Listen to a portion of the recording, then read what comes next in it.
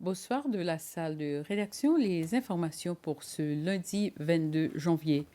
Après plus d'un mois de vacances, les écoliers des écoles publiques ont repris aujourd'hui le chemin de l'école.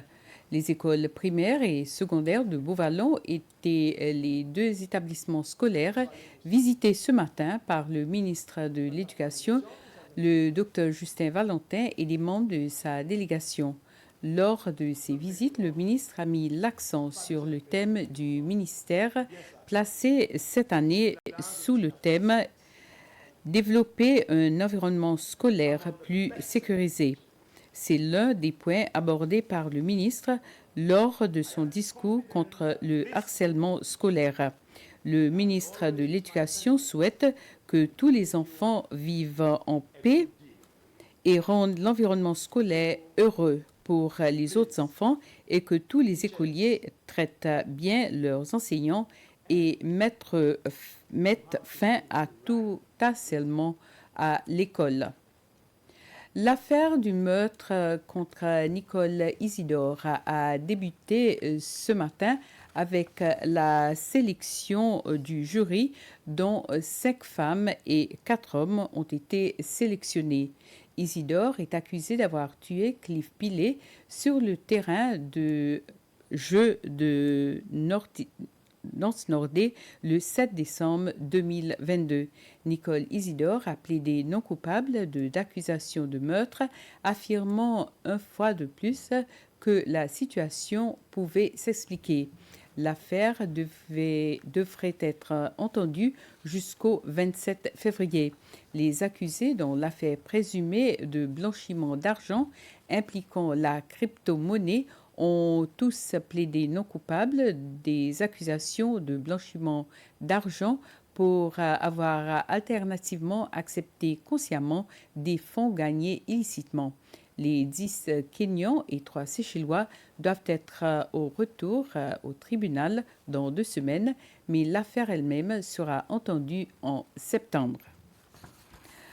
Un groupe d'environ 40 travailleurs provenant de plusieurs entités gouvernementales qui luttent contre le blanchiment d'argent a pris part depuis aujourd'hui à un atelier organisé par le ministère des Finances, la Planification nationale et du Commerce.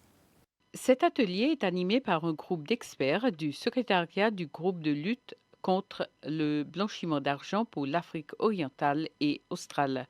Le président national de lutte contre le blanchiment d'argent et le financement du terrorisme, Patrick Payette, a déclaré que l'atelier vise à donner aux participants de nouvelles connaissances sur la manière dont le gouvernement pourrait mieux lutter contre le blanchiment d'argent.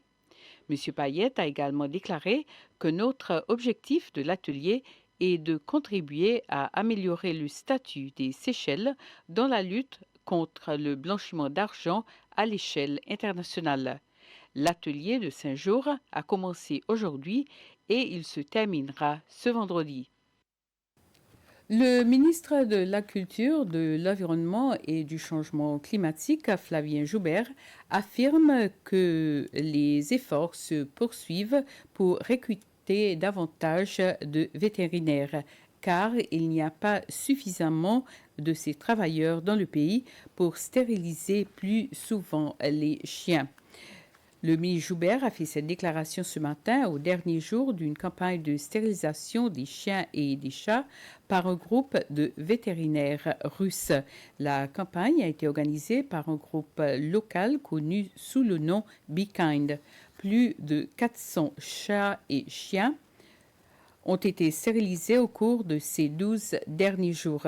Le ministre Joubert a déclaré que cette année, les Seychelles pourraient obtenir des bourses pour suivre les Seychellois, pourraient obtenir des bourses pour suivre des études vétérinaires en Russie. Suivi, bonne soirée.